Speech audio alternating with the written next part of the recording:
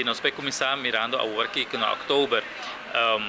Aruba me sabe começar a pagar e deve com nossa raia e préstamo com nossa raia durante de Covid e 9 milhões aqui tá suma bastante grande.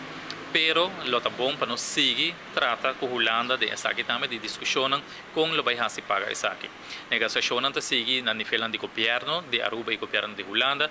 com a negociação com o pago também seguir passa e também o parlamento a vociferar que o parlamento lo tá deseja de mira parte de kwijtschelding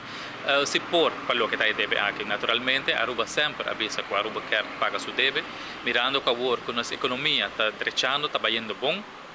Pronóstico não também está visa que essa que lo vai seguir melhorar, pois não está disposto a abrir para seguir trabalhar essa aqui. Lo que tal é a lei de RAFT, sim, é Rijkswet de Financiële Toezicht, essa é o Parlamento de Aruba a dona de conhecer caba na governo de Holanda e também o Parlamento de Holanda que nós não quer RAFT e den essa aqui sim ainda vai ter uma negociação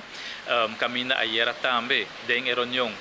Parlamento de Aruba avisa ministro-presidente que nós não deseja RAFT, sin embargo também ano passado nós amanda Parlamento de Aruba amanda todo o sentimento e pensamento não tanto riba a lei de Coho e RAFT e nós estamos na espera de contesta se essa aqui por bem ainda de parte de Holanda,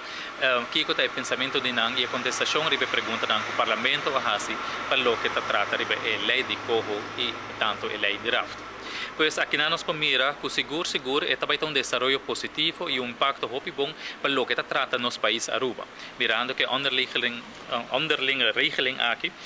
seguro também está beneficioso para nós e nós porque dá mais tranquilo, pueblo porque dá tranquilo, parlamento de Aruba está tranquilo, governo também, mirando que a autonomia de Aruba, a voz do parlamento e a voz do governo está que respeitar e conjuntamente lo vai tratar de uma colaboração mais estreita